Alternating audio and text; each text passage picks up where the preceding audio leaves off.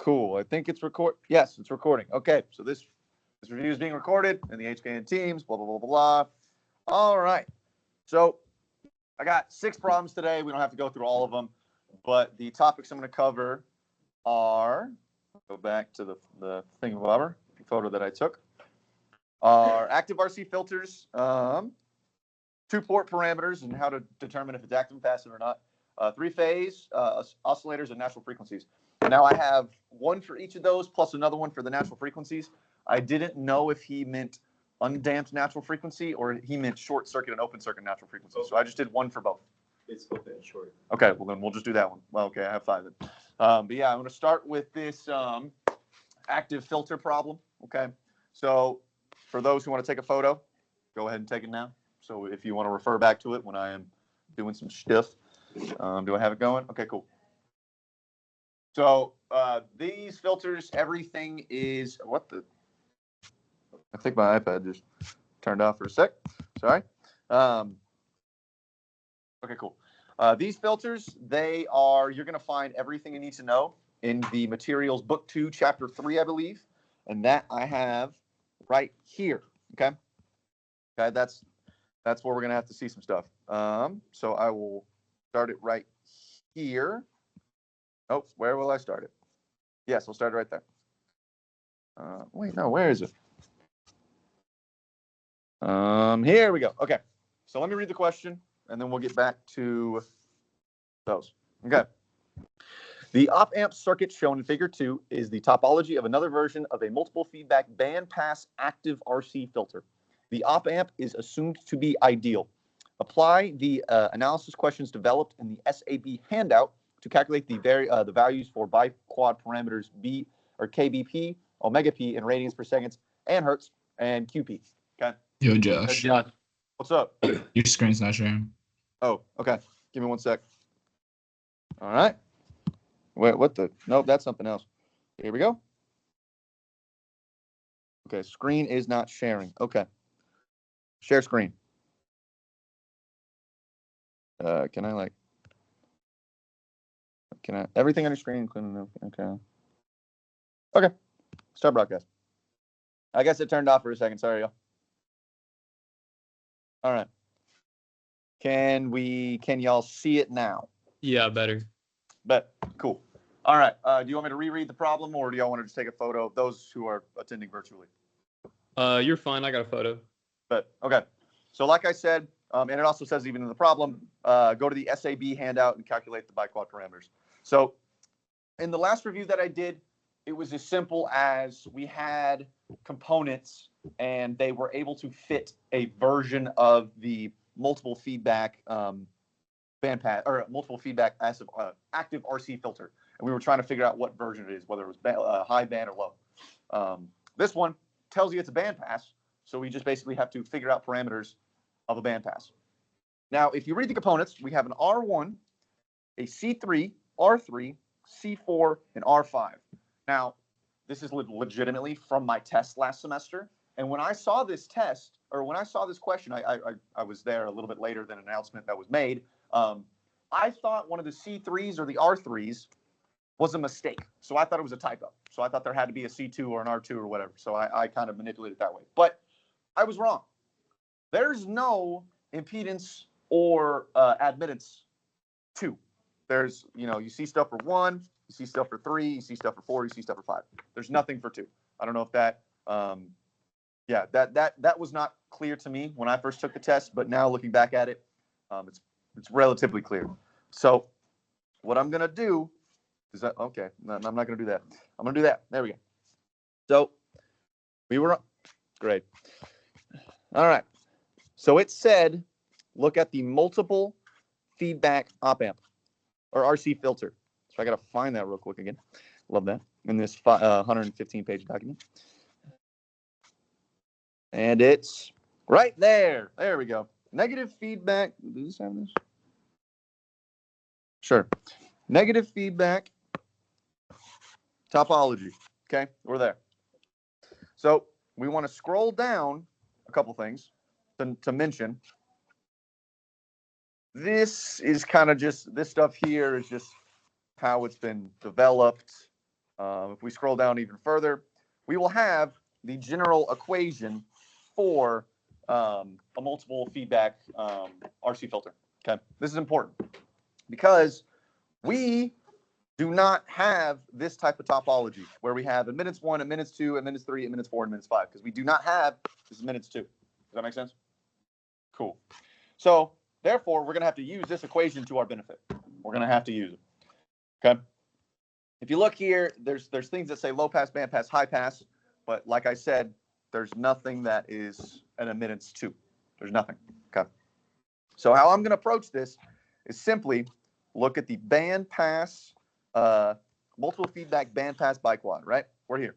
Okay. So if you notice, it looks very similar to our other problem where we have 1, we don't have anything for 2, we have stuff for 3, C4, R5. We go back, we have R1, we have an R2 that we don't have in the actual problem. We have a C3, we also have an R3 in our actual problem. We have a C4 and we have an R5. So it's similar, little different. Does that make sense? Everybody can see that? Sweet. Okay, so these formulas here is basically, this is what I used to figure out everything. Because if we look at this, this is the bandpass format. We are going to make an equation. We're going to make that general equation of this thing right here look like that. We're going to make it look like that. Okay? That's how we're going to do things. So going back to this equation, or this problem, why did I say equation?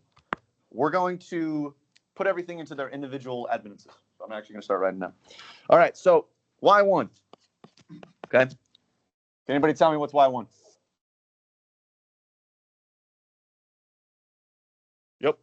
1 over R1, which equals 333, sorry. 333.333 times 10 to the negative 6 Siemens. I'm also going to go ahead and, no, I don't want that. There we go. I'm also going to go ahead and write the general form for this entire thing. So G V of S equals negative Y1 times Y3 all over Y3 times Y4 plus Y5 all times Y1 plus Y2 plus Y3 plus Y4. And that's the entire equation. Okay. Yeah. Oh, I get what you mean. Materials, it was found in, what the heck is this? Come on, give me the whole thing.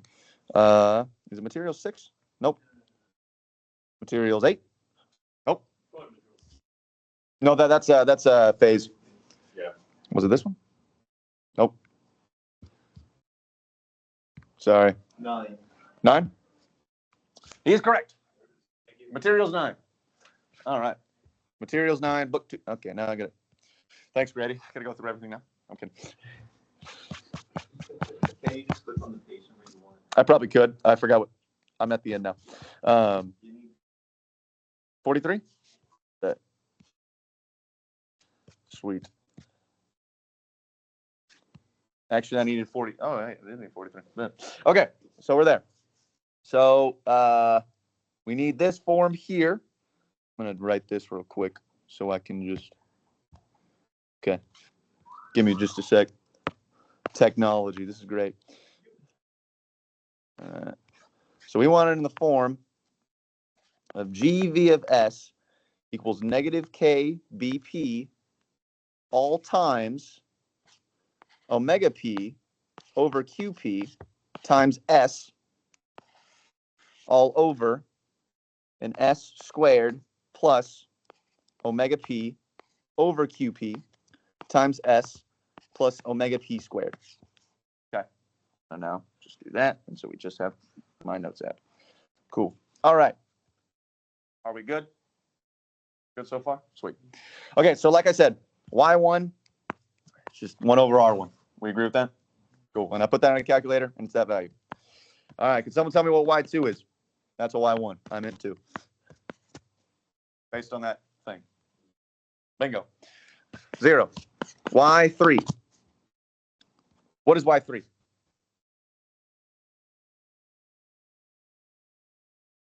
SC3 plus G3. SC3 plus G3. Yeah, I'll give that to you. What I wrote down was this, because basically I added these together in their respective impedances and then flipped it to just be admittances. Right. So 1 over, what is it, R3? Yep, R3 plus 1 over SC3, which when put in the calculator becomes 333, sorry, times 10 to the negative 6th all over S plus 564, nope, 5.647, sorry, times 10 to the negative 3rd. Nope, it's not negative. It is positive. Let's go. And this is all Siemens. Okay. S plus 5.647 times 10 to the 3rd. It is to the 3rd, not to the negative 3rd. Okay. All right. Now Y4. Are we all good on Y3? Everybody got that now? Cool. People online, is my screen still being shared? Are we all good? All good. Bet. Thank Yeah, you. we good. Bet.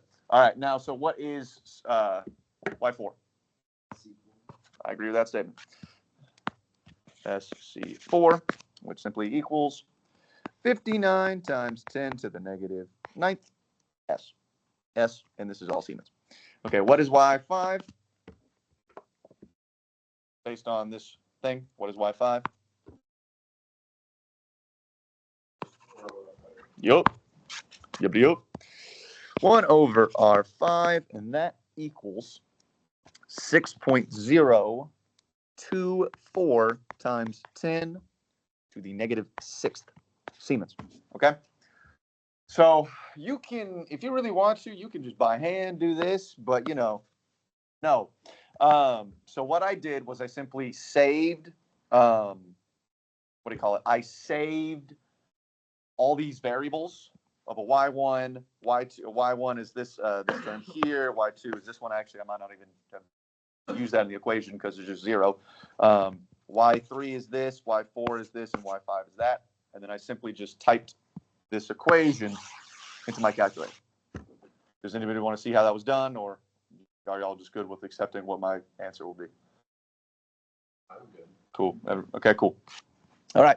So the general equation when doing that becomes negative 5.549 times 10 to the 3rd S all over S squared plus 300.873 times S plus 566.615 times 10 to the 3rd.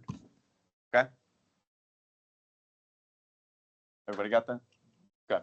So we have this form here. We have this general equation. Now we want to make this thing look like this. Okay? So as you see, the middle term here and the top term there equal each other. Okay? I'm sorry. Yeah, these are the same. Okay? So what I deduced, actually we'll do the easier one first. This term here is just omega p squared. So take the square root of this, you get omega p. Omega p equals the square root of 566.615 times 10 to the 3rd. Omega p equals 752.738 rads per second. Okay. If you also look at the problem, I'll go back there shortly. It also says omega p in radians per second and in hertz. So we have omega p in radians per second. I'll pause so y'all can write that down. If you got any questions, just let me know. So we have omega p though, and it's in radians per second. How do we get to hertz from omega p? Well, yes, we divide by 2 pi. I get what you meant. I just like his answer a little better. Ft equals omega p divided by 2 pi. So when you put that in the calculator, Fp equals 111. Nope, 119. That's the number. 0.802 hertz. So that is a third of our question done. Okay. Anybody got any questions so far? I can. Do you want me to do that? It's just the GBS part. Bet. No problem. I will pause here for a second, give y'all some time to look at it. If anybody has any questions, though, always let me know. Yep. Just to double check, that's 300.873 Times S. Yes. times S, and that's 566.615. Correct. Times 10 to the third. Yes. Not negative third, regular third. And so is the top. So the next thing we're going to do is we have to make this term up here equal this term. Okay. We do that by using the KBP value. That's just our gain, our bandpass gain. And in this form, I'm going to scroll up. Is that okay, Grid? Yeah. Go. Okay, cool. We need it in this form, negative KP times this omega P over Q. Okay. So if negative KB BP, how did I do this? Okay. Times, okay. Let me just give me a second to explain this. Okay. So if you were to basically divide out the KP, right? Like factor out the KP, you would get this value. So if you multiplied KBP by this value, you get this. Does that make sense to everybody? Okay. So I have to do a negative KBP times this value here, which is 300.876, is going to equal this negative 5.549 times 10 to the third. Okay. Does everyone understand how I did that? Okay. Okay, cool. Let me know if you have any questions anytime. So then we just divide out everything, right? So KBP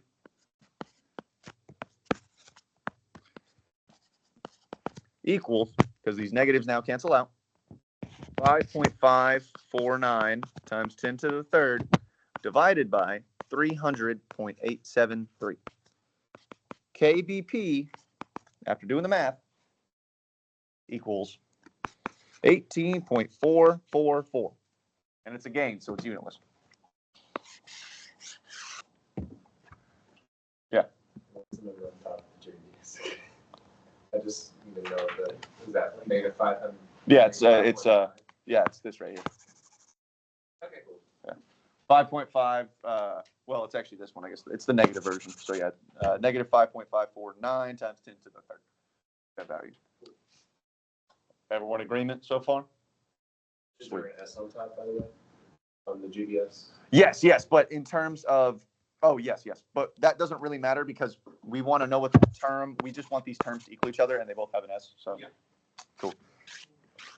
Okay. The final stage is finding QP. Okay. So, this value here is omega P over QP. Agree with that? Okay. So, as in that value is the 300.876, 873. What the heck did I just say? Okay. So omega P over QP equals 300.873. Okay. Well, we have omega P now. Okay. So we just, you divide stuff out, and then QP simply equals omega P over 300.873. We agree? Cool. Plugging in omega P value if you really want to, it becomes 752.738 divided by 300.873. QP, that's a theta or whatever. QP, with the math, 2.502.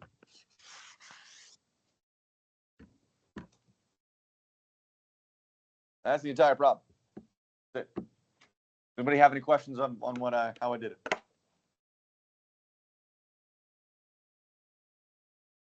We good on the online peeps? Can I see what Y3 looks like again? Y3? Yeah.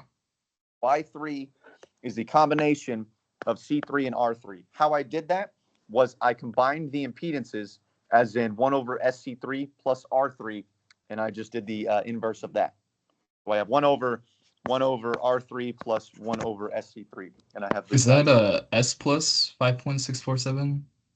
Yes, S plus Okay. 5.647 times 10 to the third. Yes, that is what Okay. that is. Yeah. Cool. All right. All right. Any other questions on this question or problem statement or whatever? We're all good. All right. Well, then I think I'm going to move on to the next one. The next one I have, I believe, is 2 ports, which literally all the 2-port properties I ever have seen and all the ones that I have is literally just stuff y'all seen.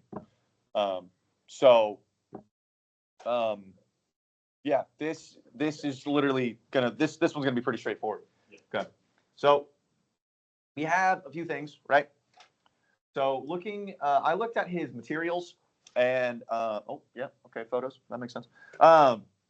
Looking at his materials, he says things in Ks. Okay, so we have impedances and we have admittances, but as just to like a parameter, he calls each form Ks. So I'm going to write down all the K values, but really they're going to be admittances because this is a admittance problem. Okay, so this, well, if I did this, K matrix equals Ki, Kr, Kf, and Ko. Okay. That's just how I'm going to label this. And that would make the values up top, I'll label them here in a second, in admittances. But you could, obviously, these values here, if it's in admittances, they're Ys. If it's in impedances, they're Zs. That's simple. But I'll just label them here real quick. So this would be Ki. This would be Kr. Not K, sorry. I meant to label them in impedances. I'm sorry. I mean admittances. Ki, Yi, Yr, Yf, and Yo. We agree? Okay. I kind of forget what, I didn't fully read what Yi and Yo stand for, but I know that Yr is reverse and Yf is forward. That's what I know for sure. Either that or input output. That's what I was thinking. Yeah. Input output is what you're saying? Yeah. Sweet. I have confirmation, input output. Okay. So this thing, okay, let me just actually read the question. The short circuit admittance parameters matrix Y short circuit for a scaled 2-port network containing the VC, VS, and VCCS is shown below. The dependent source parameters G, M, and mu are variables from the ideal ranges between positive and negative infinity. Fill out the table 64 with non-zero, non-trivial values for the mathematical relationships between GM and mu that will allow the 2-port to exhibit the property listed in the first column. And the defining value ranges, you may use necessary typical math symbols such as those that just follow. Less than, equal to, blah, blah, blah, stuff that equals stuff that doesn't. So for the first 4, we're going to have, stuff that equals, stuff cannot equal each other. Stuff cannot equal 0. So for bilateral, I'm just going to write this down. Bilateral, the Kf value cannot equal 0, and the Kr value cannot equal 0. Okay? Does that make sense? Okay. So now looking back at our equations, this -2 plus Gm cannot equal 0, and this -2 times 1 plus mu cannot equal 0. Okay. So I'll do that. We'll do Gm first. Why not? Okay. -2, I'm just going to factor in the negative, minus Gm cannot equal 0. So that means Gm cannot equal 2. Nope. Yep. -2. Thank you. Do we agree? And that is the YR or KR value or whatever. We'll say YR. That's the YR value. That is the reverse. The reverse cannot equal 0. That means GM cannot equal 0. Now the next one is mu. So the mu value, I'm going to factor in the actual equation. -2 minus 2 mu cannot equal 0. Doing the math, mu cannot equal -1. We agree. This also, like I said, this problem should look very familiar because y'all did this on your problem set. So I'm going to go ahead and fill that out. So for bilateral, for GM, it cannot equal -2. And for mu, it cannot equal -1. So these values for the next 3 things are going to stay the same. Okay. So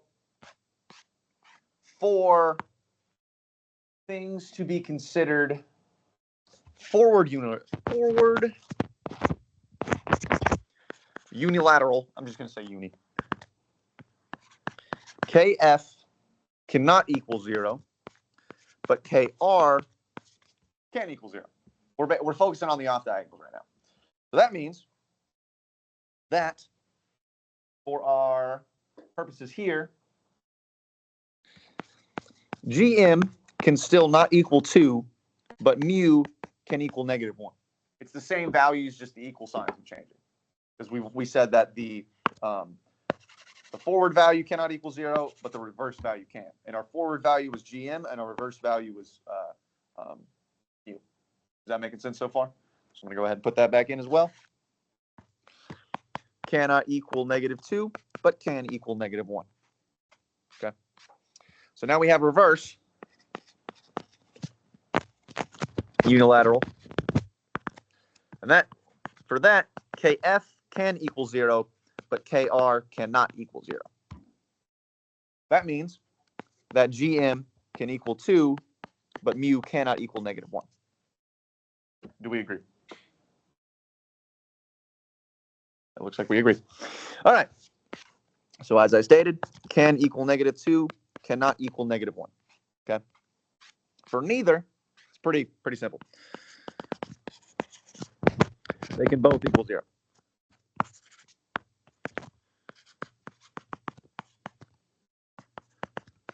So that means GM can equal -2. That's supposed to have a negative there. And mu can equal -1. Okay. I'm going to write the same things there. Can equal -2, can equal -1. Okay. All right. So for the reciprocal values, it's as simple as the reciprocals equal each other. Sorry, the off diagonals equal each other. Okay. KF equals KR. So plugging in our values for KF and KR, where our KF value is -2 minus GM, and our KR value is -2 minus 2 mu. These -2's cancel each other out. Okay. So that means GM equals equals 2 times mu. I'm sorry. And we also need a value for mu. So just divide over that 2. And mu equals 2 over GM. Nope, I did that wrong. GM over 2. We agree? Matthew. Sweet. All right. So that means that this one equals 2 mu, and this one equals GM over 2. So this one's explicitly just looking for, that's the next one. That's symmetry. Okay. That's just symmetry. Reciprocal, you want actual variables, but symmetry, you'll actually find what the values equal to each other. So as I just stated, the symmetry part, that looks like 2 Y's. Symmetry, KF equals KR, and KI equals K0. Well, we already know what KF and KR equal to, right? So if we plug in now the diagonals, these values here, okay, we can basically find mu and then plug that into the off diagonals to find GM. As you see, the only unknown in these two variables is mu, and then if we do the off diagonals, we have GM and mu. We can find mu with the with the diagonals.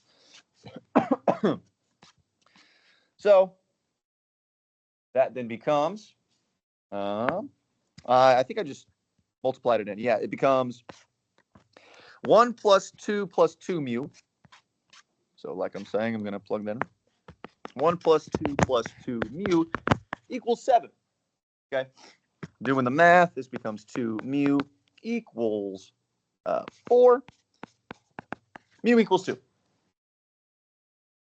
Do we agree? Doing math. Okay. Plugging that into the previous one, I'm just going to do the GM. GM equals 2 mu.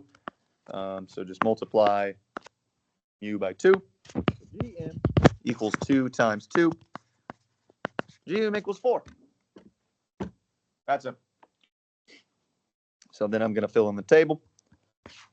GM equaled 4 and mu equaled 2. All right. You want to take a photo of that one? Okay, cool. Any other questions on this question? Oh, one more thing. Okay.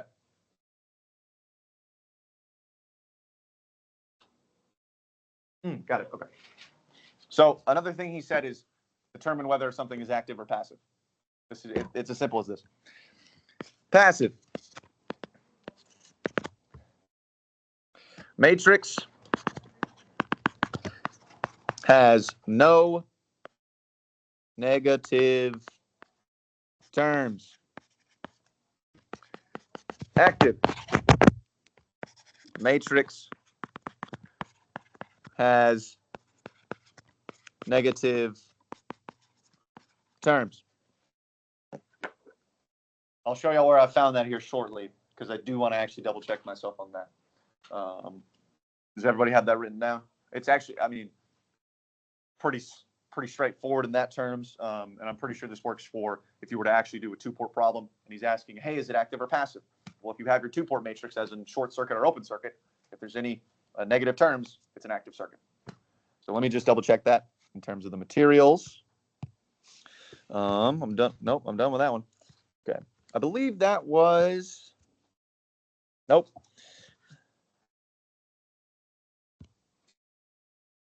Nope. Here we go.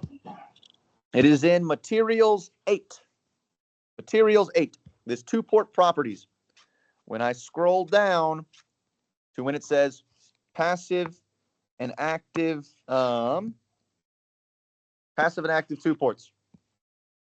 So it says a two-port network is said to be passive if all the port excitations stored and delivered into the network is a non-negative for all time. Otherwise, said to be active. So what I took from that is if the matrix has all positive terms, it's passive. If it has any negative terms, it's active. Does anybody else have any interpretation of what I just read?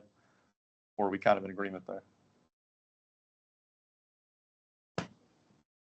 Yeah. You could also find that, I just found this, I just saw this, the rise back passivity criteria. You can find that right there.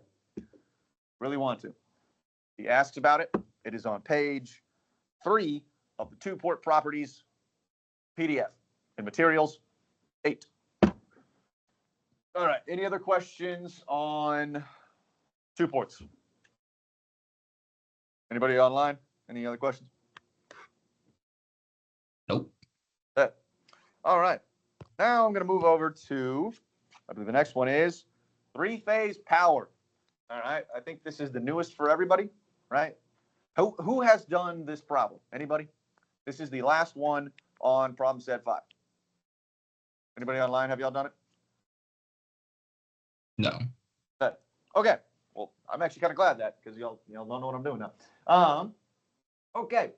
So let me read the problem. So we have a 60 hertz three-phase delta Y transmission network as shown in figure 59. Peak values for the voltage sources are given below in phasor format. Okay? Yep, okay. So the first thing I like to do, Russell, did he tell y'all specifically if he likes, what do you call it? I'm doing a review right now. Did he tell y'all if he likes stuff in rectangular or phasor or polar or anything? Okay, I love rectangular. Best friend. It's very easy. It's just numbers that have an I in there. It's easy for me. So what I did first off was I just simply put in my calculator these values here and transformed them to rectangular. Does everybody know how to do that? Okay, just to make sure everyone's aware. Can I see your calculator real quick, Brady? If you see the book thing on the right of the calculator under the delete button, if you control enter that, there'll be a theta sign. Let's see if I can do it. Should I doc cam this, or do you think? Everyone just trust me, because I don't think I can do that. Show what the symbol is. Oh yeah, I like that. I like that idea. It literally just looks like this. That's all it looks like. That's all it looks like, and it's under the book thing. This is gonna be a horrible book, but whatever. Yeah, that's book. All right. So I'll hit Control Book, and then that. I love my third grade drawing, but it gets the point across, I hope. Yay, nay? Is that understandable? Cool. All right, I'm moving on. I really hope somebody's not watching this and you looks like a sombrero. And then I said third grade drawing. I'm an engineer for a reason. Okay, so that's all I did. And you put the 78, 78 angle sign, -30. Make sure your calculator. It shouldn't matter. We'll make sure it's in rectangular form to get rectangular. You probably still want it in degrees form because it might think that is 30 radians. So you probably want it in degrees form too. Y'all don't have a final for EMAG, right? Bet. Put your thing in degrees and don't touch it. Because I think circuits is next. I don't think anything else in terms of signals or prob or whatever class you're taking has to care about if it's in degrees or radians. All right. So this value here, VAB, is just 67.5498 minus J39. And this is all in, obviously, volts. Okay, if anybody wants to put the math on there, then prove me right or wrong. You can do that, whatever. This one simply equals 0 plus J 78 volts.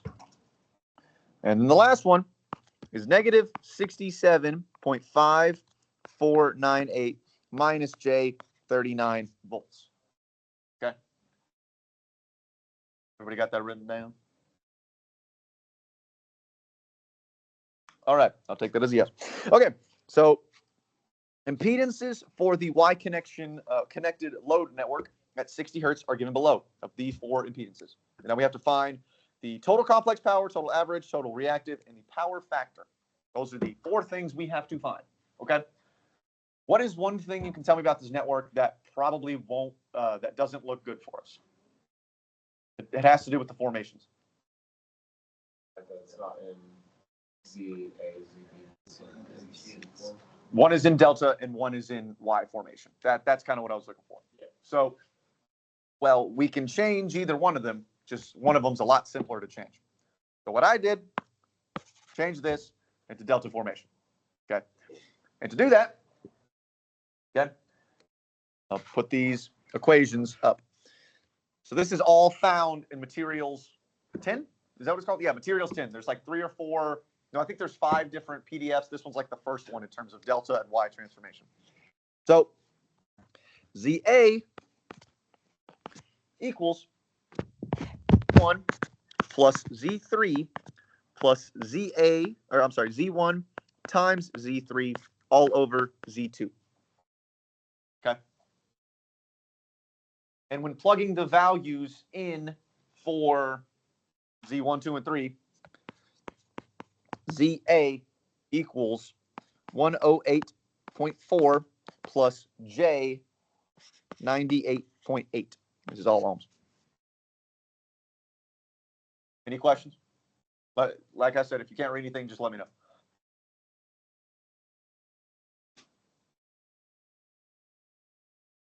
All right. Now ZB. Can I sign out a calculator for some people or Z1 plus Z2 plus Z1 times Z2 all over Z3. Okay. Plugging in the values overhead, the value becomes 82.5 plus J 100. Is anybody actively doing the math on it? If they are, I'll go a little bit slower, but okay, cool. Yeah, I actually wanted to do this review today because I feel like that gives you all some time to self-study before. Is it Monday when y'all finalists? Okay. Is it 9 or 8? 8. I remember that. Okay. Yeah, it's not fun. I think he literally just goes circuits 2, then circuits 1 back to back. I could be wrong. No, I think I'm wrong. Okay, Tuesday. Yeah, sorry. Okay, now going to ZC. Okay, ZC is basically whatever it is. Z2 plus Z3 plus Z2 times Z3 all over Z1. You kind of see the pattern in doing those. You kind of like it. It's like, it kind of, not straightforward, but as you go, it gets a little bit easier. Okay, so ZC equals 110 plus J 133.333 ohms, right? We're in ohms. Okay. So, you want to take a photo of this? Go ahead. I had that equation already written down anyways. Do you have the values? I can get the values. Okay. Okay. So if I go back to my files, I want to show you where I was seeing stuff. So this delta transformation. So we're going to use this second one. Well, actually, no. Where is it? Maybe it's in the examples?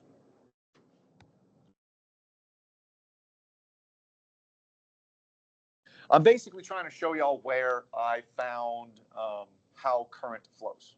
I mean, it's kind of easy to explain it, but also I think it's shown in another example. I could be wrong, and it looks like I'm going to be.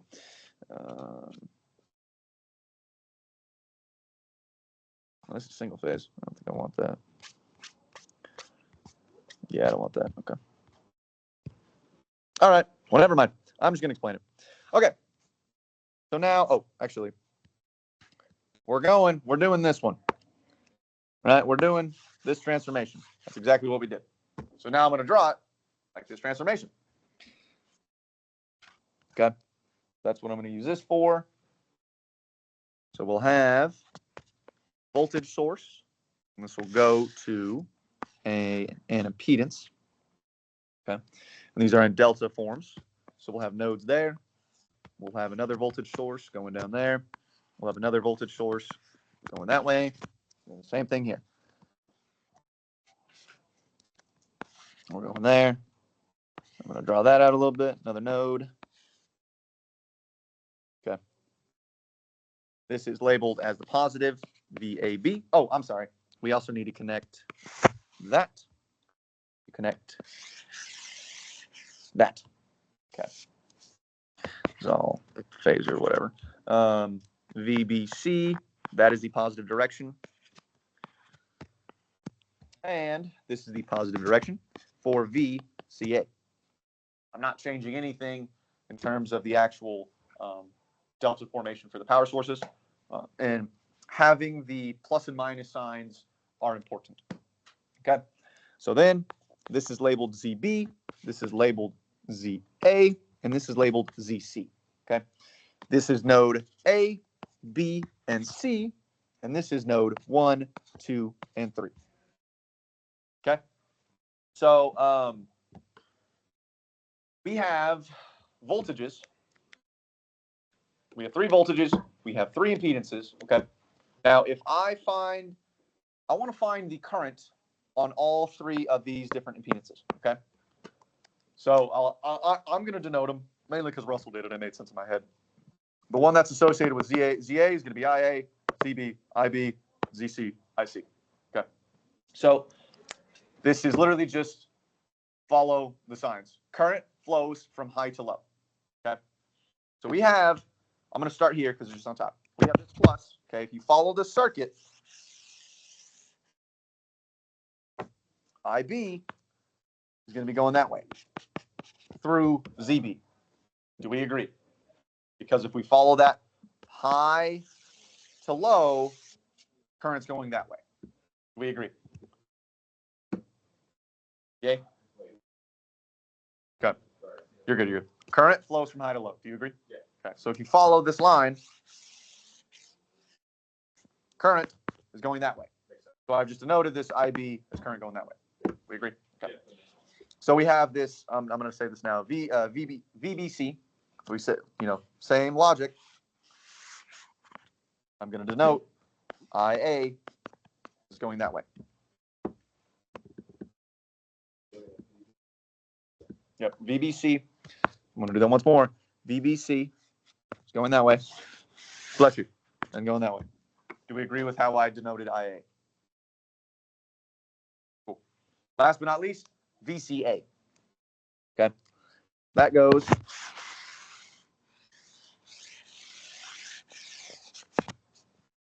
do we agree?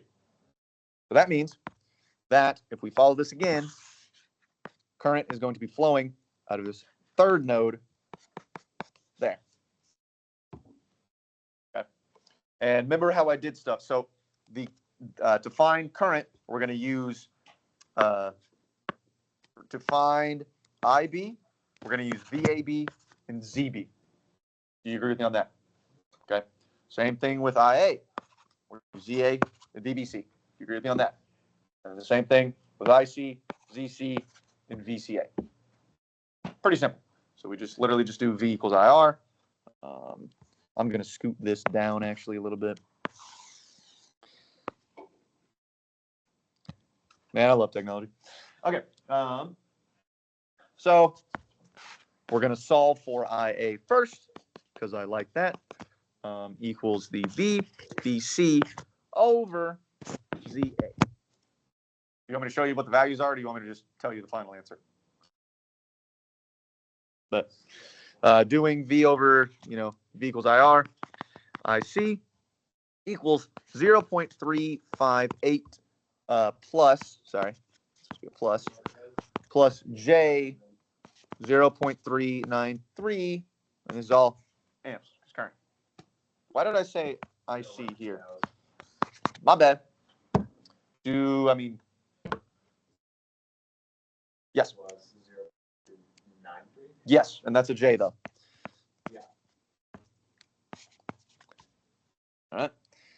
Why don't I have a lowercase there? No, whatever. Okay. IB. Same thing. Remember, like I said, for IB, we're going to use VAB and we're going to use ZB. VAB over ZB. IB then equals 0.0995 plus J, oh, nope, not plus, minus J 0.5934. I'm just adding an extra thing there because of the other one. Cool. And then last but not least, at least should probably just be in phasor. IC, whatever's left. VCA over ZC. This is IC. And then plugging in the numbers. IC equals negative 0.4227 plus J 0.1579 amps. Turn. Can anybody tell me why? Well, is it relatively obvious that you need to find voltage, current, and impedance for these circuits? So those are obviously the three basic building blocks for everything we need to find. Okay. So as the question stated, we need to find complex power. Actually, I'll just go back to the thing. Complex power, average power, reactive power, and power factor. So first one is easy because all three of them are in one equation. Do we agree? As in, your complex power also includes your average and reactive. We agree with, y'all agree with me there? Yeah. Okay, so we will do, so it's looking for total. That's another thing. We're not just looking at average power, complex and average and reactive power all at one place. We're looking for the total powers. So we need to find each power and add them. It's actually that simple, at least for delta transformations. I'll have to double check on Y transformations. I would also recommend y'all doing that as well. It's going to be in that same materials 9, but I believe it's just as simple. And also you'll have the solutions for homework 5, where I think there's a version of equation, basically the reverse of this question, where it's a Y transformation here and a delta transformation here. And I know that's the case because I literally saw people working on it yesterday. So I will then just denote them here. The stuff with so SAB is VAB times the current that was found with that, which was VB. It's always a complex conjugate over 2. Y'all agree with me on that formula? Y'all agree with me on that formula? I got 1 thumbs up. Oh, yeah. Sweet. So plugging in those values, ZAB, or SAB, I don't know why I keep saying Z, is 14.933 plus J 18.1. And I'm just going to put a couple zeros. What is complex power? What is its units? Yep. Or just VA. Okay. So what does this complex power hold? What else can we find with this simple equation? Yep. So based on this equation, what is average and what is reactive? Average is real and charge is imaginary. Is it? I mean, I say reactive power. You're saying charge. I just saw Q. Okay. So Yeah. It's Q is reactive power, and then so the reactive power is just gonna be the complex, and the average is gonna be the real. I'm not gonna write those down because that's not explicitly what we're looking for. We're looking for total, but if you know where to find them, it's just right there. Okay. So now SBC equals VBC times IA, I believe. Yep. Conjugate over 2. So SBC equals 15.329 plus J 13.971 volt amperes.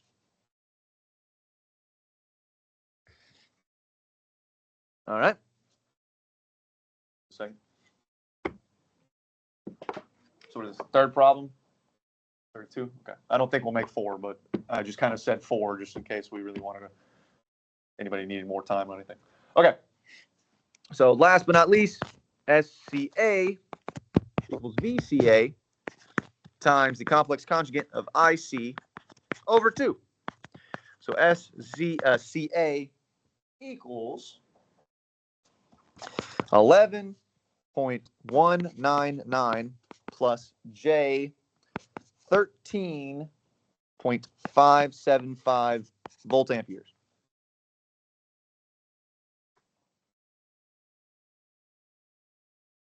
Give me a second. I feel like these 3-phase powers, they're relatively straightforward. It just takes time. And I think y'all are going to have 4 questions. Is it 4 for 2.5 hours?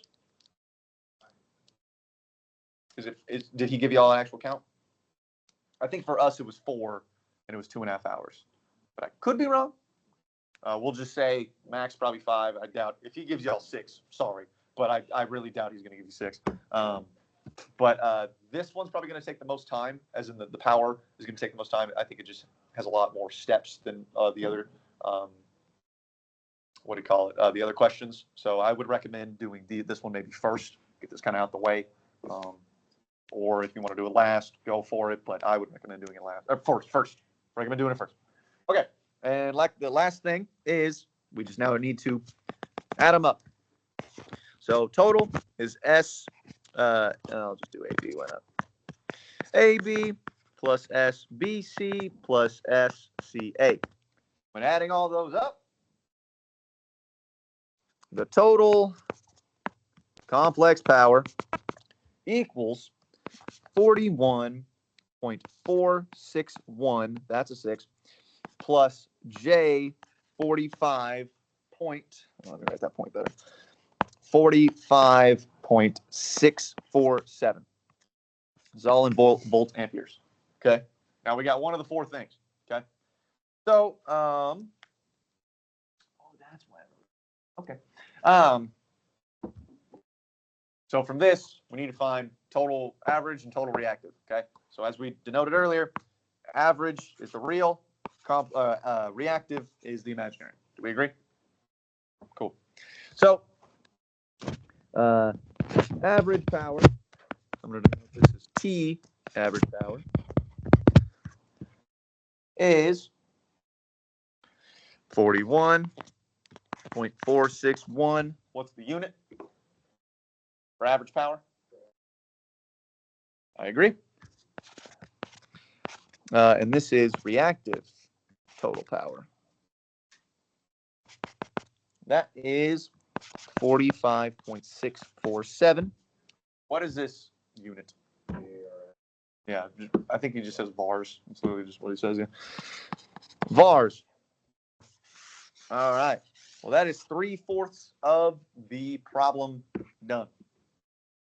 I will let y'all, what do you call it? Shall I write it down real quick? Online people, y'all doing is it going all right? I wonder if I have anybody online still. I'll check that out here shortly. Does everybody have it? Yeah, we're good, Josh. Thank you. No problem. All right. So the last thing we need to do is find power factor. Now it doesn't say total. We need to find the power factor on each different impedance. That's all we need to do. So probably should have written this down. As in, I probably should have written down the average powers, but you can find them pretty easy. Okay. So the formula for average for power factor. We'll do this. This is what I like to use, and no one ever told me it was wrong, so it worked just fine. It's just the power average over the magnitude of S. Okay. And literally, to find the magnitude of any form, you literally just do A in your calculator. ABS. That's it. Now you can do the whole square root real squared plus imaginary squared, which is actually what I did because I didn't realize this function existed, but you can do this if you want. Just do that too. Oh, yeah, I guess you could do rectangle polar, and you'll have a magnitude. Nope, that's supposed to be a E J theta, and that's your magnitude. I guess you could do that too. I never really thought of that, but yeah, you can do that. All right, those are the different ways that I've done it. But since I've kept everything in terms of rectangular, I didn't want to convert, so I just do stuff and other stuff. So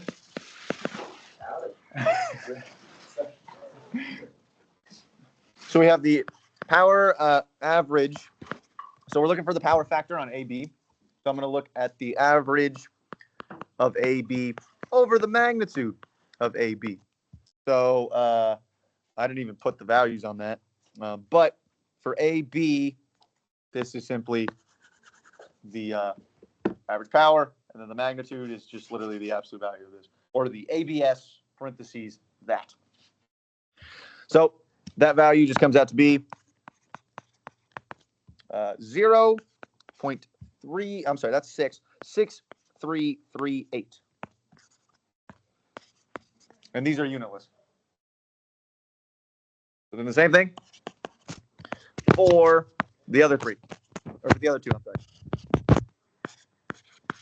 Power BC average, the total complex, the magnitude of the complex of BC, and that value is 0.73908. All right. And then power factor for CA equals the average power of CA average over the total complex of CA, the magnitude of. CA equals, actually it's the exact same, 0.363638. And these are unitless. Okay. I'll give you some time to write that down. Anybody got any questions on this? I will give you one more formula, and that's just from delta to Y in terms of impedances. I'll give that to you shortly. But everything was pretty straightforward in that. Made sense. Any other questions on that question? Cool. Well, the final thing I'm going to leave you with in terms of this is from delta to Y. Okay. Z1 equals ZA times ZB all over ZA plus ZB plus ZC. Z2 equals ZB times ZC all over ZA plus ZB plus ZC. And I'm going to move this over a little bit. Do that, yeah.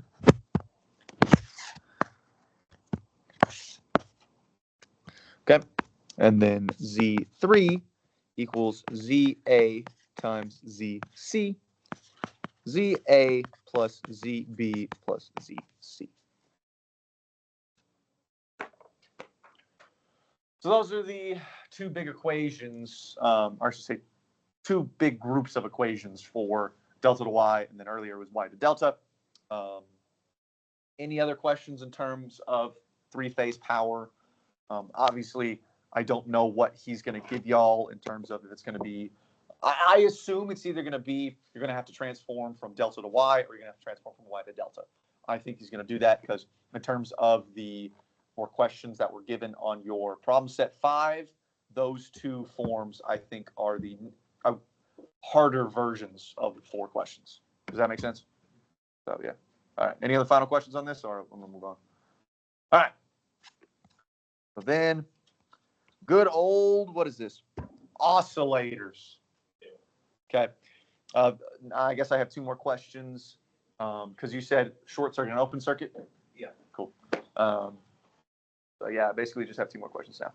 All right. So, taking photos. Cool. All right. Now let me read the question. The RLC network shown in the figure below, or 105, contains a controlled current source and is operating in the 0 state condition where all initial conditions are 0. You are asked to find the following. Derive the symbolic expression for beta in terms of the circuit's components that will cause the circuit to oscillate. Use this expression to calculate beta's value to start oscillation. And then B is derive the symbolic expression for the frequency of oscillation, F. Use this expression to calculate the value of F in hertz. Okay. So, first thing, what tool are we going to use if you look at this circuit? What sticks out to you right away? Who said it? Name. I agree with that heavily. Gonna start doing some name. Whether need to write anything down or anything? Okay, cool. All right. So, remember, everything is in admittances, and we need everything in current sources. Luckily for us, not everything's in current sources, but not everything's in admittances. That's easy to fix. Okay. So, everything touching node 1 is SC1 plus 1 O. I'm sorry. Yeah, I'll do that. I'll keep them as G's. Why not? G2 plus 1 over SL3 And that is it. What is being shared between nodes 1 and 2? G2 and 1 over SL3. I agree. And those are negative. Same thing here. Okay. Now the things touching V in 2 is G2 plus 1 over SL3, and then just G4.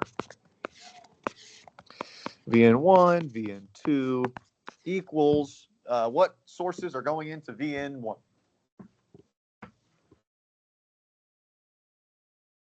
I think people are still writing, sorry.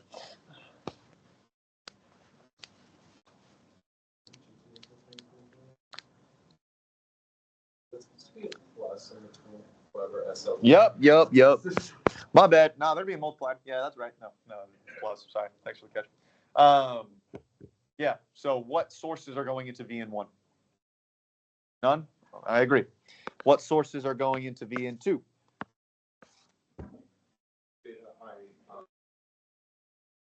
Is it positive or negative? Positive. Why is it positive?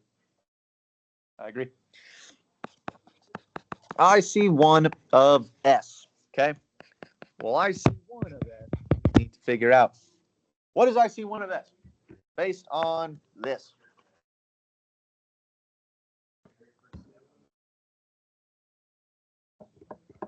In terms of nodal voltages, what is IC1? We can't just get current from voltage. Remember that. I agree. SC1 times VN1. And I agree with that because it's flowing high to low, as in it's going from high to low, so it's going to be positive. Yeah. And we don't just get current from voltage, so we have to multiply or divide by an admittance or an impedance. In this case, we multiply by its admittances, which is SC1.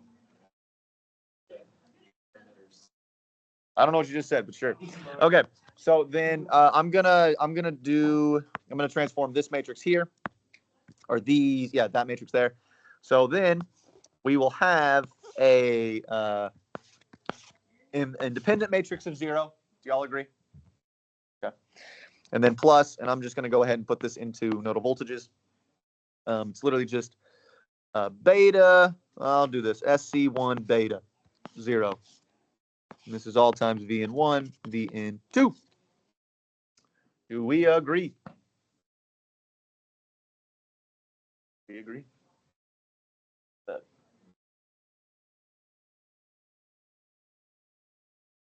Oh, cool. Okay. Okay. So now our new matrix is SC1 plus G2 plus 1 over SL3, right there. Negative G2 minus 1 over SL3 minus G2 minus 1 over SL3. And we have a change here because now we are subtracting.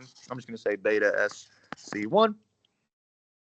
And that's the only thing that changes. Because now we have G2. I'll scoot that on over. Minus beta SC1. G2 plus 1 over SC3 plus G4. VN1, VN2 equals 0 and 0. Do we agree? I'm going to give you all a second to write that down.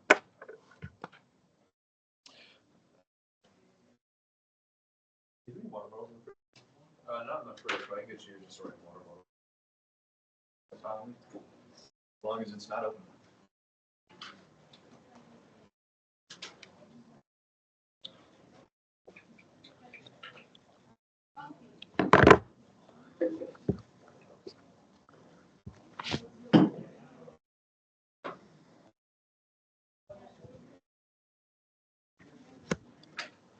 Good. It's got a grade back and a 97 on a final project. Let's go. All right. So y'all, I don't think are crazy enough to do algebra, but this guy's crazy enough to do algebra, myself. So I did algebra, but I'm not gonna torture y'all with doing the algebra. We're going to be here forever. I'm just going to tell you what the determinant comes out to be. And what I do is I like to keep it symbolic. So for oscillators, the big thing is you'll have the real and you'll have an imaginary. And you need to separate those two parts and set them equal to 0. Does that make sense to everybody? Does everybody remember that? Okay. And then in your real, you'll be able, in your real, you'll be able to find one term. In your imaginary, you'll be able to find another. I'm not saying your frequency is always going to be in real or always going to be in imaginary, because it's not. Sometimes you'll see it in either.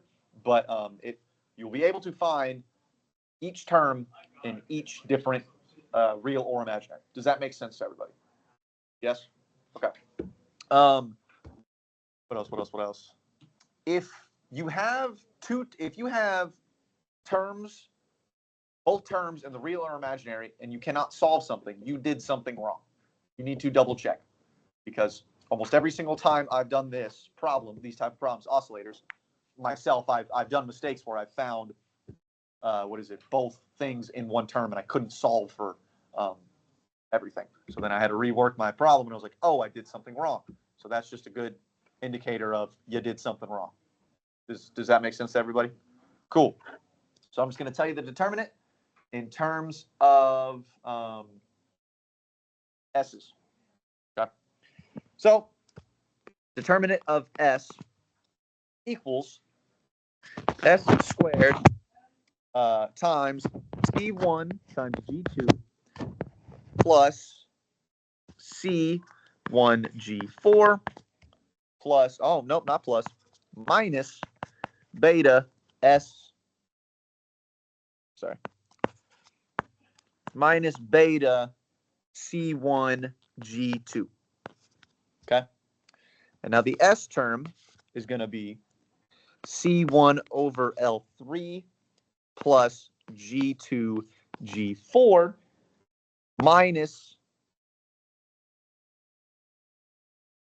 beta C1 L3. Okay? And then we have a term by itself, which is just G4 over L3. Okay?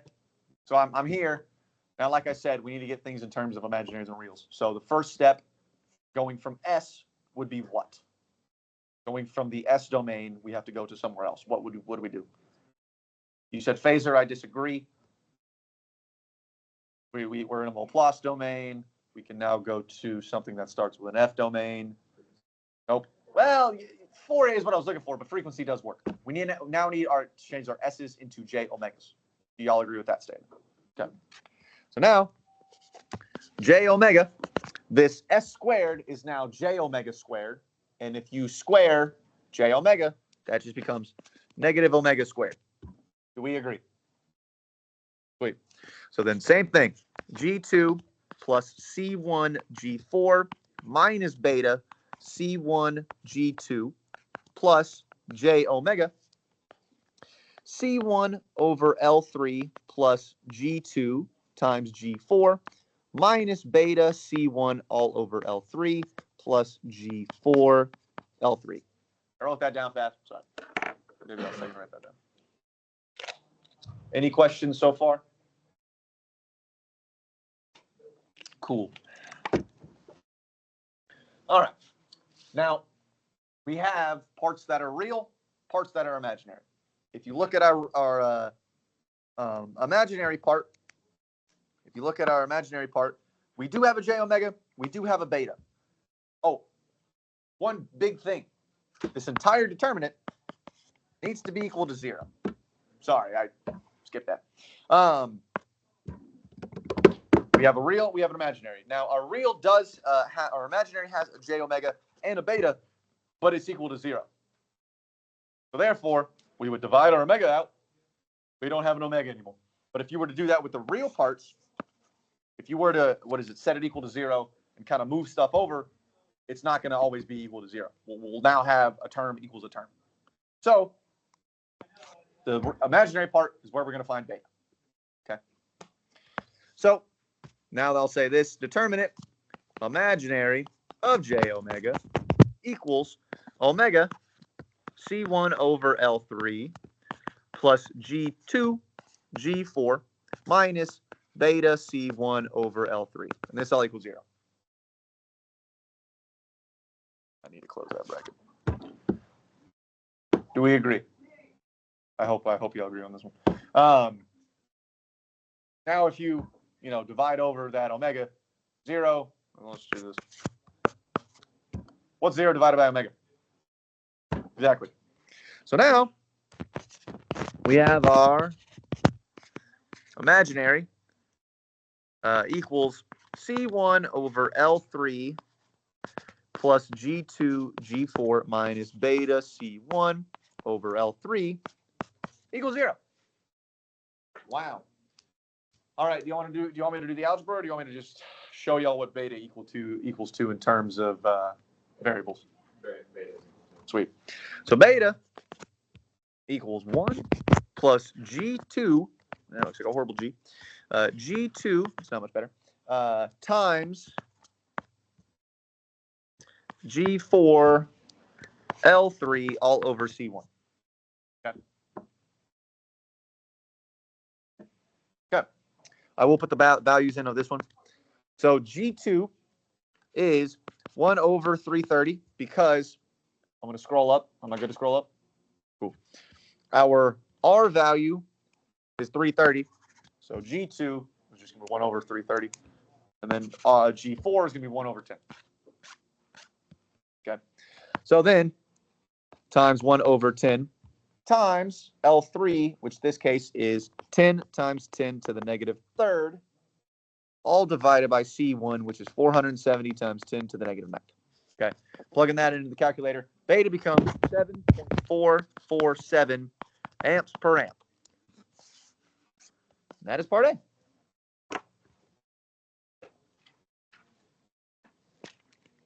I'll give y'all a second to write that down.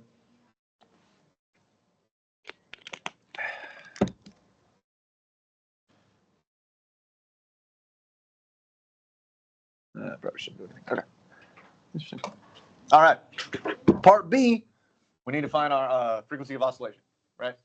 Okay. So going back to the equation, we've already used our imaginary. Now we got to use our real. Y'all agree? Okay. So, I'll just say part B. Why not?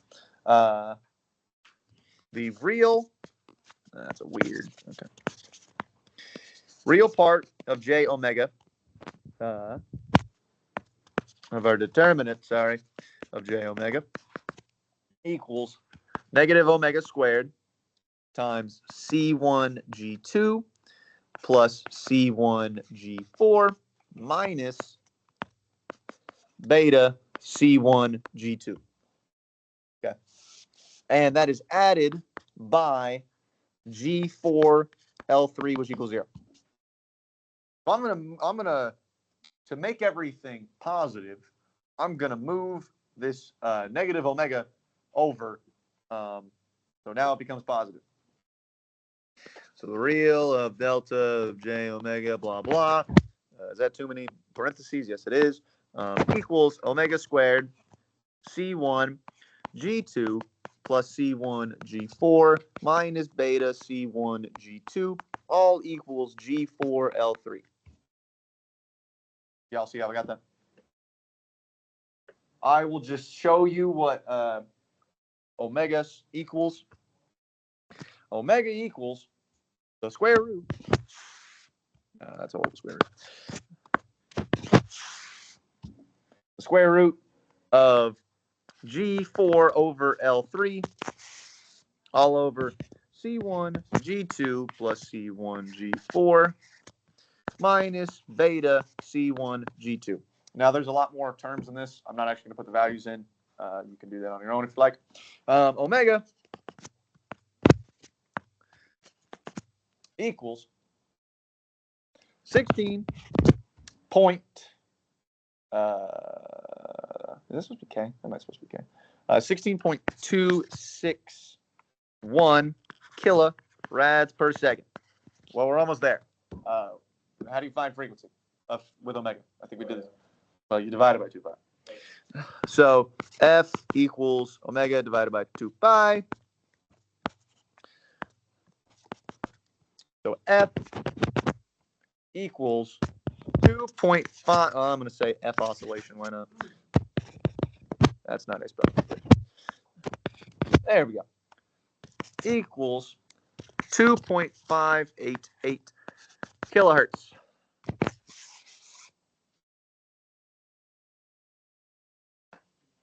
There we go. Any questions on this one? What is it on my equation sheet, or what is it on my prior work? I didn't put the K, so I was kind of tripping out for a second. I was like, no way, it's just 2.588. So I know that K is there. Everything going? Does it make sense for the online people? Get there. Yes. Yeah. Great. All right. The last one that I'm going to be doing is open and short circuit natural frequencies. I have one more prepared if y'all really want me to do that, which is just undamped and natural frequencies and dampening ratio. I can do that, but if y'all don't want me to, perfectly fine with me. Which is that one, but I can do that later. Okay. So this is open circuit and short circuit natural frequencies. This one was actually on my test. A couple of these that I pulled were from my test. So let me do that for you. Cool. All right. I'm going to read it out. Okay. The zero state S-domain network shown in Figure 2 uses a voltage-controlled current source as an active element. Use the component values as given to identify and label the natural frequencies of the network with respect to open and short circuit connections at A and B. Indicate the stability network condition of each connection. Be specific as to the condition for stability. I'm not even joking. I don't think I put stability on my test, and I think she gave me full points, but I'll explain stability. And I actually understand it more than I did back then because I took controls, and controls is used heavily in Circuits 2. That's basically all Circuits 2 is. So if y'all like the flow with the math of Circuits 2, I recommend taking controls. Sadly, you can't take it till next fall, but I think most of y'all will still be here next fall. I could be wrong. Okay, we're gonna get started. What jumps out at you as the first thing we're gonna do? Get done. Anybody? What is the first thing we need to do in terms of a tool? Is it name or name? There you go. I'm like, I was just taking too long. So with this type of problem, we have an open terminal at A and B, but I am going to put a arbitrary current source because that's kind of what we do in this term of scenarios. So J naught, and we're going to put the positive side that way. It just makes it easier on us. Okay. So more name. Love name. Is it just me, or do we use a lot more name in Circuits 2 than name? Well, it's not just you. We use a lot of name. Because I felt like a lot of the problem sets were more name heavy than name. Yeah. I mean, yeah, I guess so. Okay, so this is admittances, right? So SC1 plus 1 over SL3 is VN1. We agree? Take that as yes. Okay. Negative, well, that looks weird. Okay, negative 1 over SL3 is our shared component. Okay, everything touching node 2, I'm sorry, is 1 over SL3 plus G2, yeah, that makes sense, plus SC4. VN1, VN2 equals, oh, that's a weird bracket. That's not supposed to be there. Equals J naught and equals negative GM V3 of S. Do we agree? Do y'all agree with the negative? It's going out of VN2, so therefore it is negative. All right. So V3, where's V3? V3 is right here. So V3 in terms of nodal voltages, the high side is on VN1, low side is on VN2. So that means it is VN1 minus VN2. We agree. I hope so. Vn1 minus Vn2.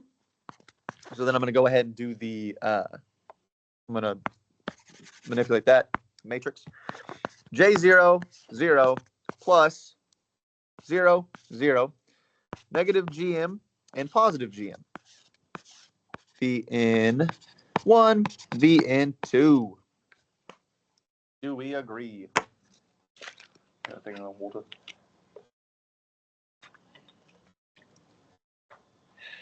All right, moving on. Subtracting that over, we have SC1 plus 1 over SL3 minus 1 over SL3. We now have GM minus 1 over SL3. And then this becomes 1 over SL3 plus G2 plus SC4 minus GM. And that is all multiplied by Vn1, Vn2, which equals JG of 0. Okay.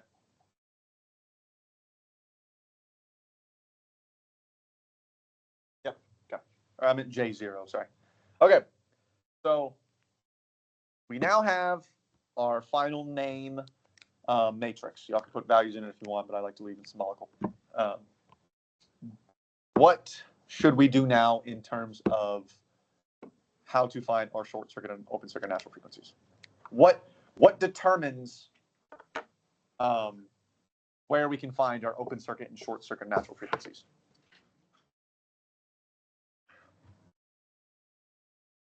We have voltages, we have currents, we have impedances, we have admittances. What determines where we can find our short circuit and open circuit natural frequencies?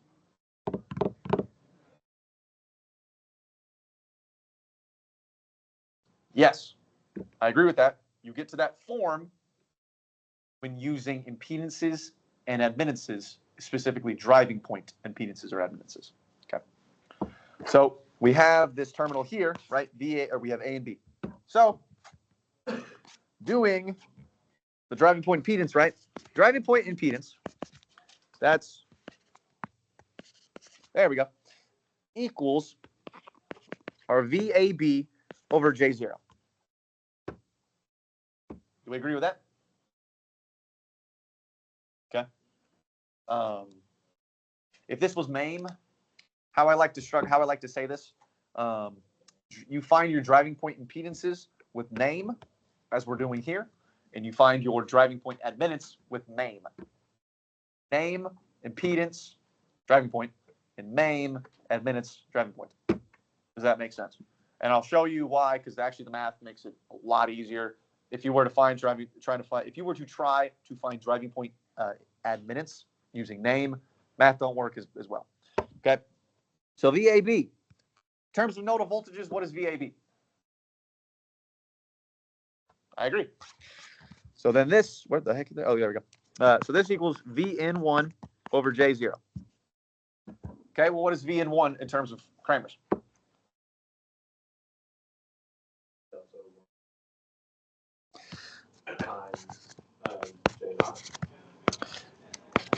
You are missing one thing in terms of actual Kramers. -1 to the power of 1 plus 1. Yep. Cancel, cancel. That's just one. So driving point, keep doing that. Driving point impedance equals just delta 1 over delta. Do we agree? Cool.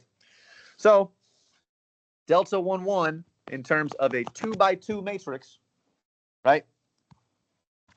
First row, first column, that's it. Do we agree? Cool. So delta 1 over SL3 plus G2 plus SC4 minus GM. All right. Determinant. I'm going to assume most of y'all are just going to plug it in a calculator. So I'm just going to tell you what it is. Delta, in terms of symbolical representation. Yeah, we'll just do it like this. It is not organized in terms of S plus A1, A2S plus A1. I'm just going to tell you what I've got. SC1 over SL3 plus SC1 G2 plus S squared C1 C4 minus SC1 GM plus G2 over SL3 plus SC4 over SL3. So when you put that together, that equals this. 1 over SL3 plus G2 plus SC4 minus GM all over SC1 over SL3 SC1 G2 plus S squared C1 C4 minus SC1 GM plus G2 over SL3 plus, oh, there we go, SC4 over SL3. Okay, so the next steps, I'm going to do one step and then I will show you the most simplified version. So in terms of this step, we want to get everything. We don't want any fractions in any steps. Okay, so we do that. The SL3s would then cancel out. Stuff will be multiplied. After doing all that math, I'll just tell you what the final form is. Or do you want me to actually go through the math? I don't really care.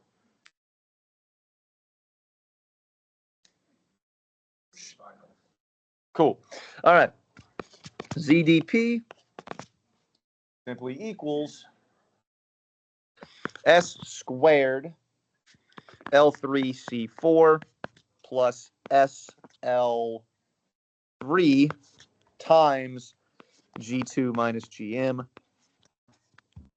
plus 1. And in the denominator, we have an S cubed C1 C4 plus an S squared times C1 L3 times G2 minus GM plus S times C1 plus C4. I'm going to redraw that. C4. Okay. All right. I'm going to plug in the values because they're really small, and then I'll actually give you the real thing. Okay.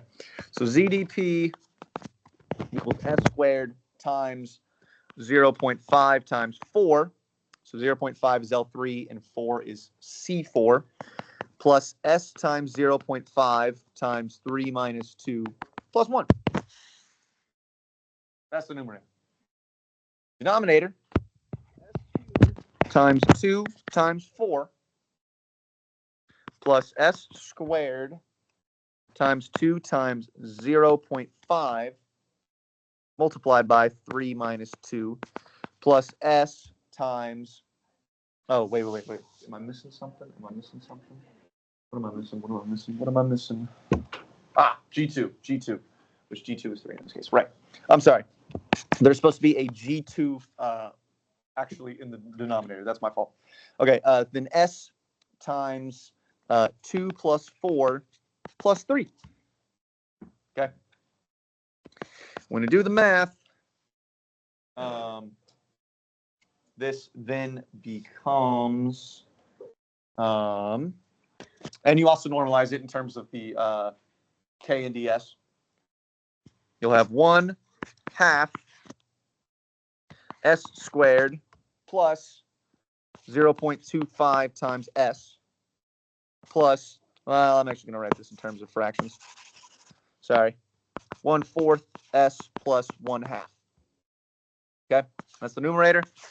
Denominator is S cubed plus S squared to times 1. I keep doing that. Let me do this. 1/2 S squared. I'm sorry, 1/4 S squared plus 3/2 S plus 3 over 4. Okay, that is our final function. I'm going to just draw it a little bit better. Okay. What? What's up? Double check just the numerator that at least I'm seeing. Is it S squared times 0.5 times 4. Yep. So that would be 2. Yes. And then S, the denominator. S3 times 2 times 4. Is that 2? Yeah, no, I know. Give me a second.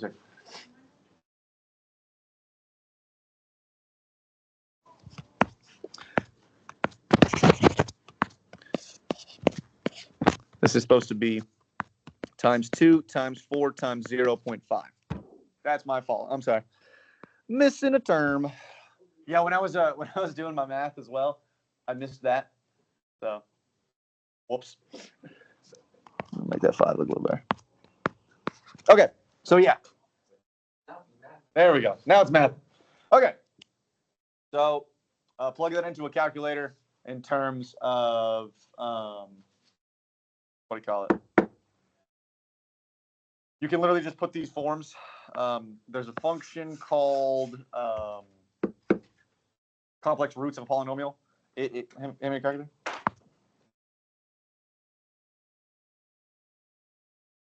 It is menu menu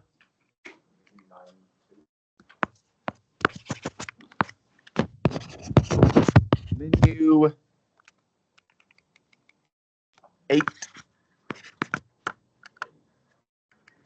3. Yeah, menu 8 3. I like that. Menu 3 8 3. That'll get you. Yup.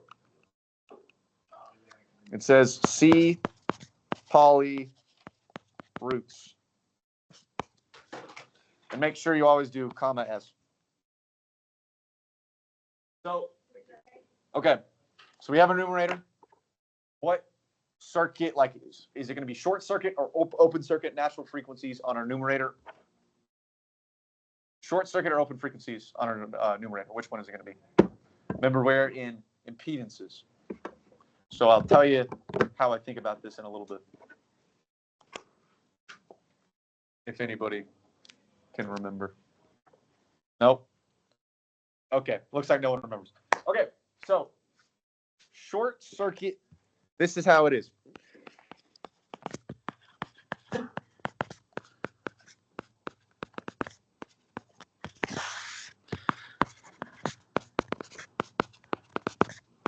Okay.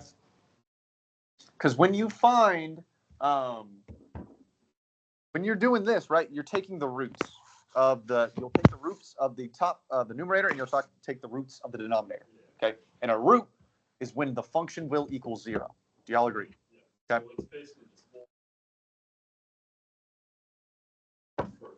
Exactly. And then it's the complete opposite for driving point of minutes. Yes. Yes. The last thing is WN.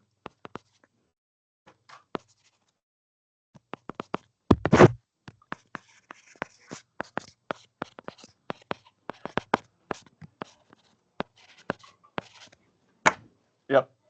We'll have a short circuit is when the numerator goes to 0, or I'm sorry, our short circuit is when impedance goes to 0. So if it's a 0 in the numerator, impedance is 0, short circuit. An open circuit is when impedance is infinity. So our denominator is going to be 0 to make a function infinity. So that is why open circuit's on the denominator of impedance. And you flip it for minutes. Simple as that. So I'm doing the math. Short circuit, I shouldn't say do the math. Plug it in the calculator. Omega in short circuit. Omega n equals negative 0.125 plus or minus J695. Rads per, it's just radians per second, not rads per second, sorry. Radian per second. Or is it radians per second? Is there an S up top? Rads per second, whatever. Open circuit. Okay. Omega n equals negative 0.468, comma, 0.109, I'm sorry. 109 plus or minus J1 1.261, and then rads per second again. Okay.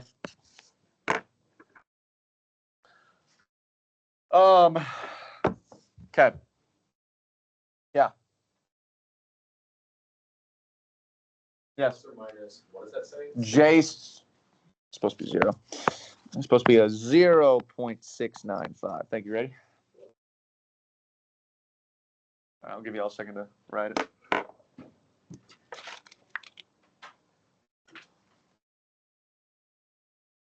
It's 0.109. Yep. Circuit, Yep. plus or minus 1.261. Yep.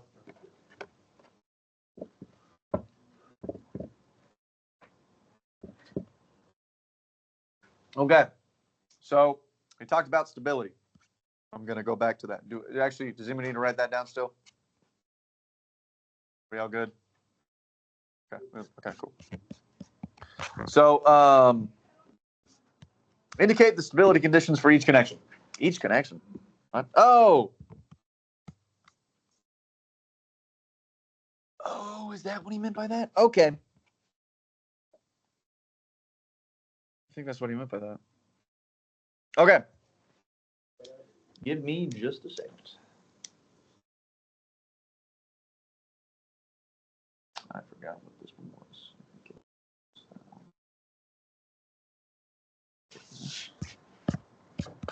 Where's my test?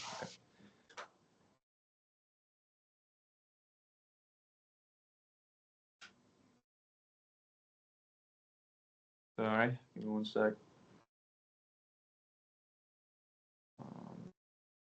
This would be 1.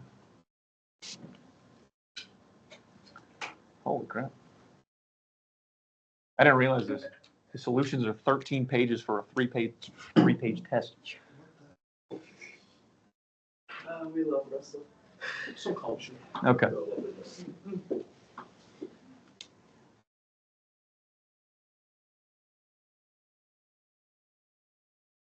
Got it. Okay. Okay. So when it says each connection, it's basically saying about the driving point. I'm sorry, impedances and admittances. He's wanting to know what is going to happen with both. Okay. So you want to look for stability. You want to look in the denominator. You want to look in the open circuit for for driving point impedance, and you want to look at short circuit for driving point admittance. Does that make sense? Okay. So stability is defined as how many poles are in the right half. I'm sorry. Stability is defined as is there poles in the right half plane? And what I mean by right half plane, I mean this. This is the imaginary axis, and this is the real axis. Okay. If there's a pole over here anywhere, immediately unstable. The only way a system can be stable is if all poles are in the left half of the plane.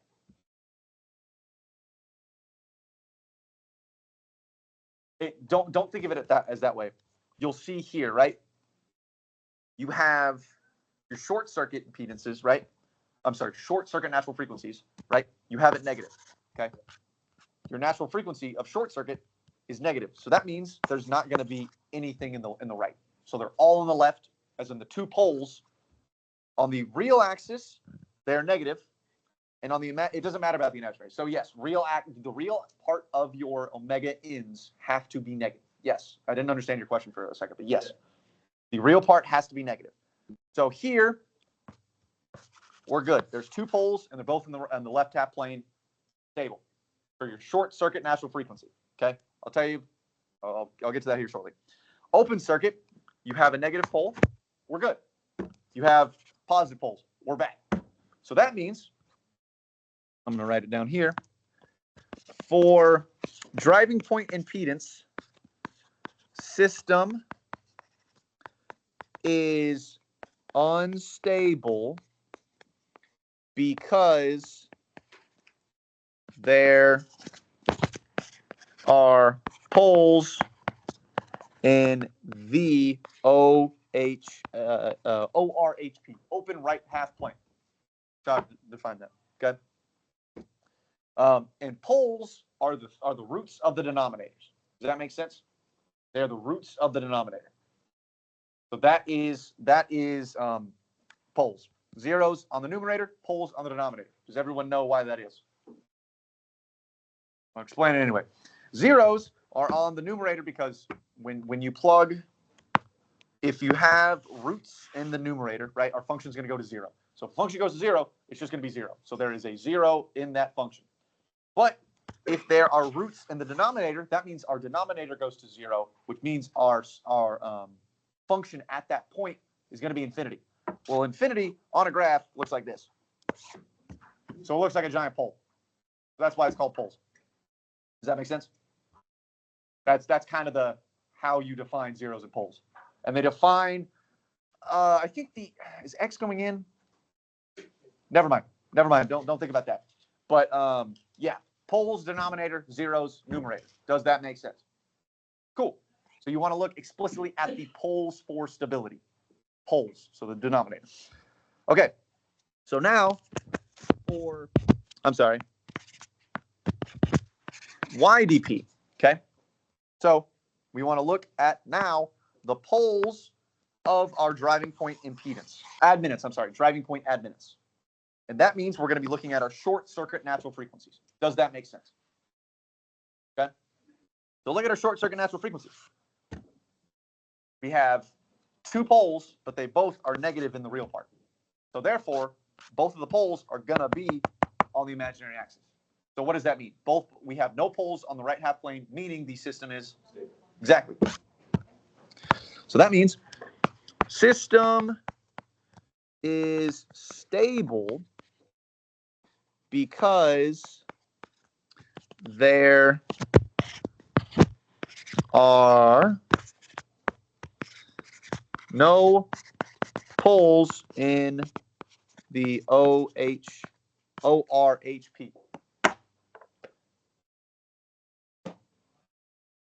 All right, any questions?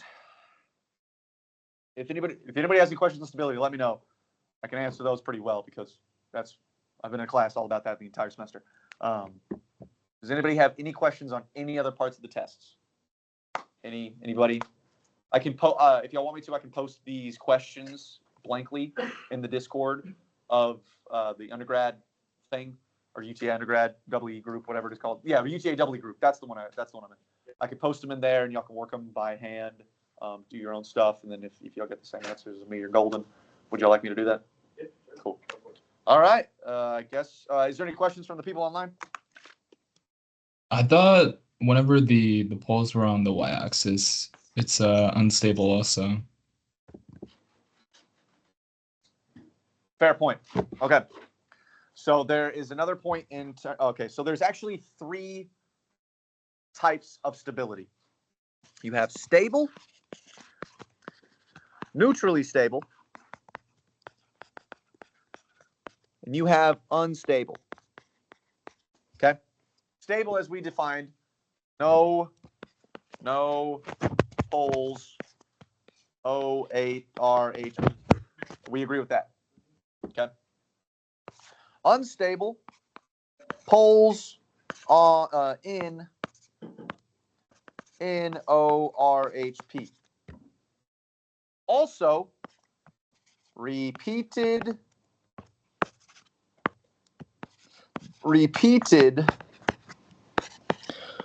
pole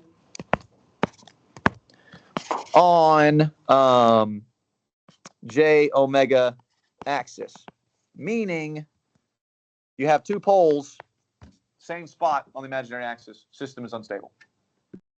So like if you have a function in the denominator that has an s squared, immediately unstable. You figure out it's unstable regardless. Neutrally stable, non-repeated pole on J omega axis. Okay. But so if there's basically just one pole, like neutrally stable, if there's literally just one pole, neutrally stable, neutrally stable. If there's a system with one pole and it's on the J omega axis, it is neutrally stable. Did that answer your question, David? Yeah. Okay. Does that make sense to everybody else? That's actually a topic that is covered in control systems. I think at the beginning of the semester, y'all had a question that was similar to that, where something was unstable, even though most of the poles were in the left of it.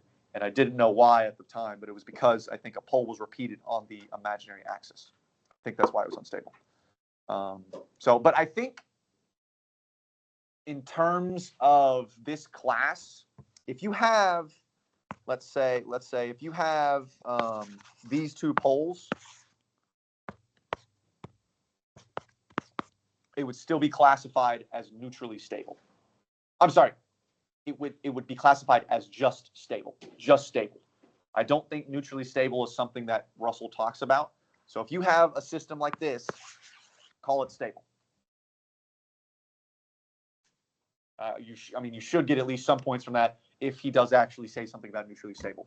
But I do not remember hearing that term ever in Circuits 2. The only time I remember hearing that term was from controls. So if you have a system like this, where one pole is on the imaginary axis and you have another pole, even if you had this, that I'm pretty sure would be stable as well.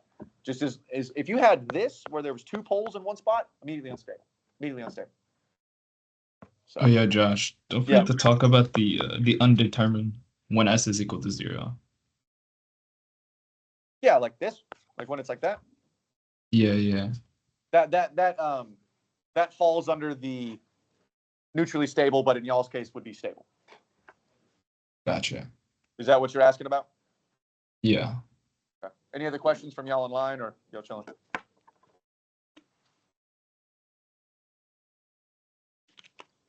I'm going to take that as they're good. All right. If there's no more questions, I think we're done. Y'all post these questions. And he didn't say undamped natural frequencies, like it's short and open is what he said, right? Yeah. Okay. Well, then I think we're good. All right. Well, I guess I'll end the meeting, and I think we're done. Thank you, Josh, baby girl. I love you. That's on the recording now. No problem. All right. Stop stopping it. Why is it always? It's always my recordings, bro. Hey, man. All right. I'm leaving the thing. Peace, y'all. Yeah, appreciate it, man.